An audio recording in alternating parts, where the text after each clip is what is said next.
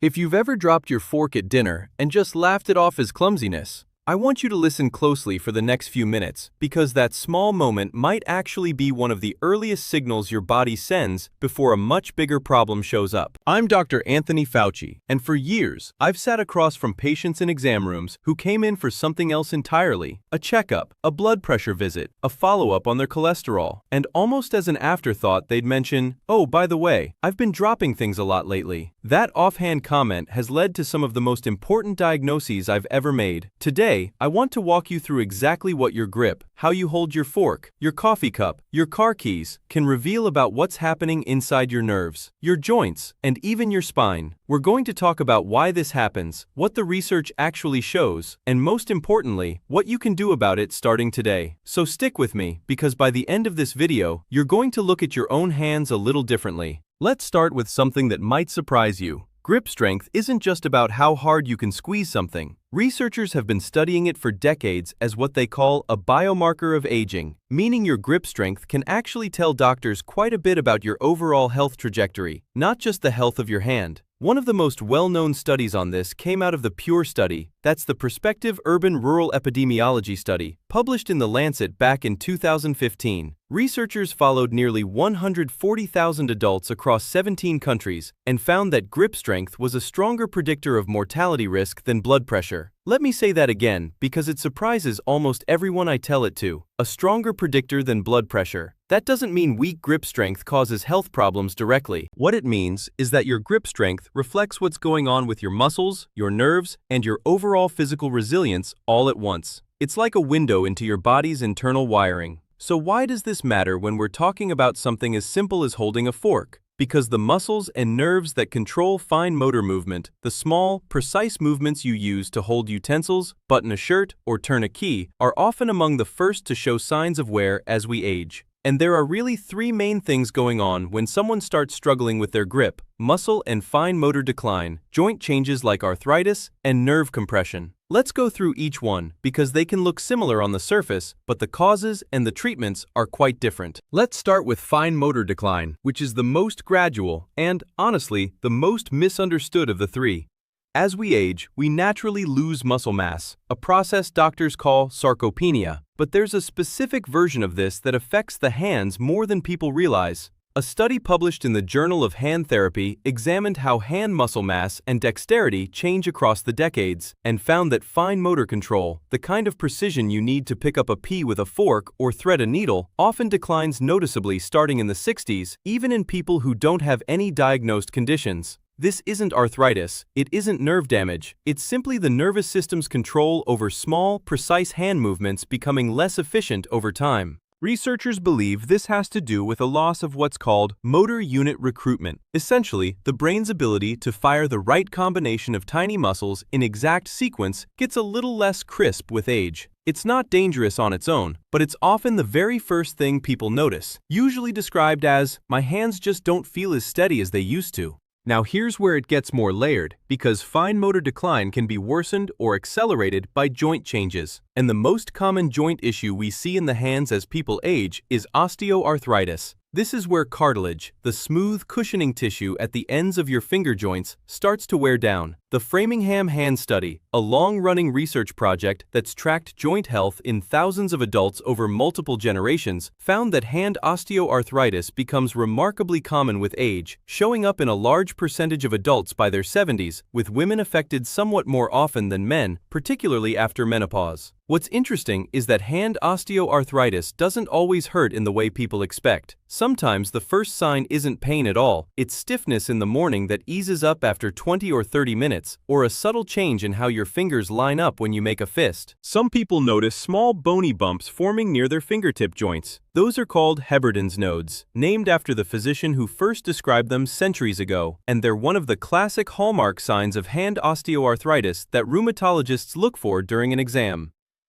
The reason arthritis affects your grip on a fork specifically has to do with how the joints in your fingers need to bend and rotate in a coordinated way to hold something securely. When cartilage wears down, that coordination becomes harder and your brain compensates by gripping harder than necessary, which is often why people with early hand arthritis report their hands getting tired faster during meals or feeling like they have to concentrate harder just to keep hold of something they used to hold without thinking. Now let's move to the third piece, and this is the one I really want you to pay attention to because it's the one most people miss entirely and it's often the most treatable if you catch it early. Nerve compression. There are two main places this tends to happen, and they can produce very similar symptoms in the hand, even though the actual problem is happening in completely different parts of the body. The first is carpal tunnel syndrome, which most people have heard of, but few understand correctly. The carpal tunnel is a narrow passageway in your wrist made of bone and ligament, and the median nerve runs right through it, along with several tendons. When that tunnel narrows, due to inflammation, repetitive strain, fluid retention, or even thyroid changes, the median nerve gets compressed, and that affects sensation and motor control in your thumb, index finger, middle finger, and part of your ring finger.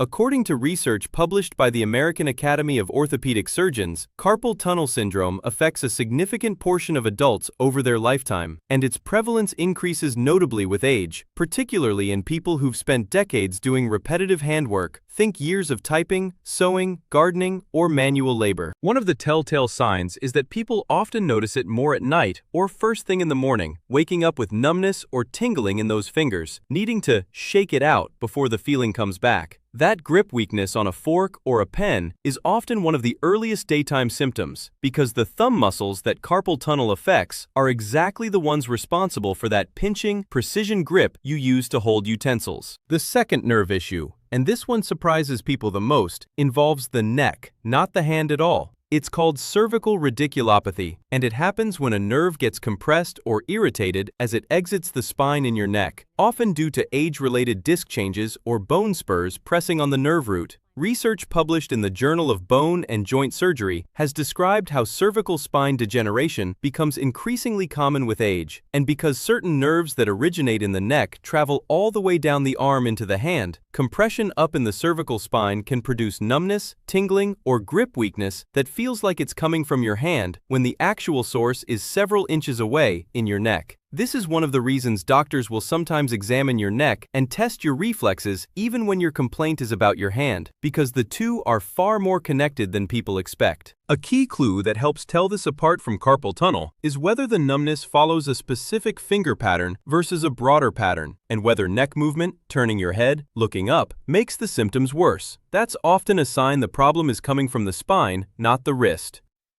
So why does this all matter? Because these three things, fine motor decline, joint arthritis, and nerve compression, can layer on top of each other, and each one responds to a different kind of intervention. That's why I always tell my patients, don't just assume it's getting older and leave it at that. A change in your grip is worth paying attention to because in many cases, it's genuinely fixable or at least very manageable, especially when it's caught early. Let's talk about what you can actually do, starting with adaptive tools, because I think this category gets unfairly stigmatized. Some people hear adaptive utensils and think it means giving up independence. It's actually the opposite. Occupational therapy research, including studies published in the American Journal of Occupational Therapy, has consistently shown that using ergonomically designed utensils, ones with built-up, cushioned grips rather than thin metal handles, significantly reduces the force needed to hold them securely, which reduces strain on both the joints and the nerves involved. Weighted utensils can also help with tremor-related grip issues because the added weight provides a stabilizing effect. These tools aren't a sign of decline. They're a tool that lets you keep doing something you love, enjoying a meal without pain or frustration. I'd encourage you, if you've noticed grip changes, to try a few different utensil grip styles before assuming nothing can help. Many people are surprised at how much of a difference a simple grip adjustment makes. Now let's talk about hand strengthening exercises, because this is where you actually have a lot of control. Research published in the Journal of Hand Therapy has looked specifically at grip strengthening interventions in older adults and found that consistent, low-resistance exercises done several times a week can meaningfully improve both grip strength and fine motor coordination, even in people who already have some degree of arthritis. The key word there is low resistance. You're not trying to build bodybuilder-level grip strength, you're trying to keep the small muscles and the nerve pathways that control them active and engaged. A few exercises that show up consistently in hand therapy research. First, there's the simple stress ball or therapy putty squeeze, holding a gentle squeeze for a few seconds, then releasing, repeated 10 to 15 times, a couple times a day. Second, finger extensions. This is often overlooked because we spend so much time gripping and curling our fingers inward that the muscles responsible for opening the hand back up can weaken. Using a rubber band around your fingertips and gently spreading your fingers against the resistance helps balance that out. Third, thumb opposition exercises. Touching your thumb to each fingertip one at a time in sequence, which directly targets the fine motor coordination we talked about earlier, the exact kind of movement you use to hold a fork or a pen. And finally, wrist range of motion exercises, gentle circles and flexion-extension movements, which help maintain mobility in the same joint that carpal tunnel affects. I want to be clear about something important here. If you're noticing numbness, tingling, or weakness that's persistent, especially if it's affecting specific fingers consistently, or if it's associated with neck pain, that's worth bringing to your doctor rather than just working through it with exercises alone. Nerve compression, whether from the wrist or the neck, can sometimes require more targeted treatment, bracing, physical therapy, or in some cases, referral to a specialist. Catching it early tends to lead to much better outcomes, and there's good research behind that too. A study published in Neurology looking at carpal tunnel outcomes found that earlier intervention, before significant nerve damage occurs, was associated with substantially better recovery of function compared to cases where treatment was delayed for years. Let's also talk for a moment about what actually happens during a proper evaluation, because I think a lot of people avoid bringing this up with their doctor simply because they don't know what to expect. It's usually much simpler than people fear. A physician will typically start with something called a Tinel's test, which involves gently tapping over the wrist to see if it reproduces that tingling sensation. If it does, that's a classic sign of carpal tunnel involvement. There's also Phelan's test, where you hold your wrists in a flexed position for about a minute to see if symptoms come on. For the neck-related nerve issues, doctors often check reflexes at the elbow and wrist and may ask you to turn or tilt your head to see if that reproduces arm or hand symptoms. In some cases, especially when the diagnosis isn't clear from the exam alone, a nerve conduction study is used. This is a painless test that measures how well electrical signals travel along your nerves, and it can pinpoint almost exactly where along the nerve pathway the compression is happening, whether that's at the wrist, the elbow, or higher up near the spine. None of this is meant to be frightening. It's actually good news, because it means there are precise, well-established ways to figure out exactly what's going on, rather than just guessing. I also want to touch on something that doesn't get discussed enough, which is how everyday habits can either protect your hands or quietly work against them. Simple posture matters more than people think. When you spend hours with your shoulders rounded forward, reading, using a phone, working at a table, that posture can increase pressure on the nerves in your neck and shoulders, which, as we talked about, can translate all the way down into hand symptoms. Taking breaks to gently roll your shoulders back and extend your neck can help relieve some of that pressure.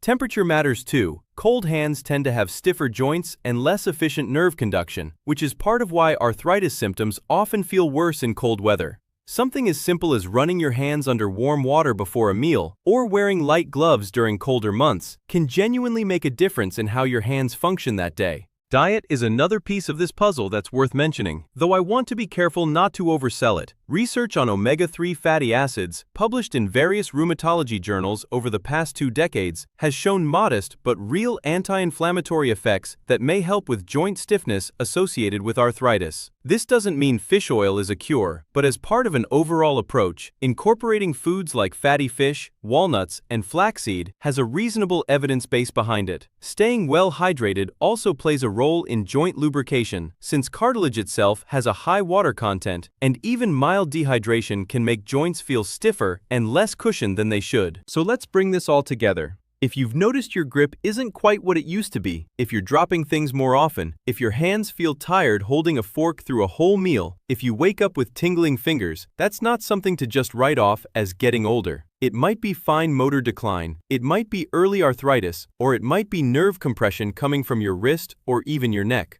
Each of those has real, research-backed ways to manage it, from adaptive tools to targeted exercises to, when needed, medical evaluation. One last thing I want to mention, because I think it reframes this whole conversation in a helpful way. None of what we've talked about today means something is inevitably wrong. Plenty of people notice small grip changes that come and go, related to nothing more than a busy week, poor sleep, or overuse from gardening or a hobby. The goal here isn't to send you into a spiral of worry every time you drop a spoon. The goal is awareness, knowing the difference between a passing moment and a pattern. If it's happening consistently, if it's getting worse over weeks or months, or if it's paired with numbness, tingling, or neck discomfort, that's your cue to get it checked out. If it's occasional and mild, keeping up with those hand exercises and paying attention to posture and hydration is often more than enough to keep things steady. I'd love to know, has this happened to you, or maybe to someone you love? Drop a comment and tell me what you've noticed, because I read every single one, and it genuinely helps me know what to cover next. And if this video helped you understand something about your own body a little better, do me a favor and hit subscribe. I put out videos like this regularly because I believe the more you understand about what's happening inside your body, the more confidently you can take care of it, and the more years of independence, comfort, and doing the things you love, like enjoying a meal with the people you care about, you get to hold on to. Take care of those hands of yours. They do more for you every single day than you probably ever stop to notice. I'll see you in the next one.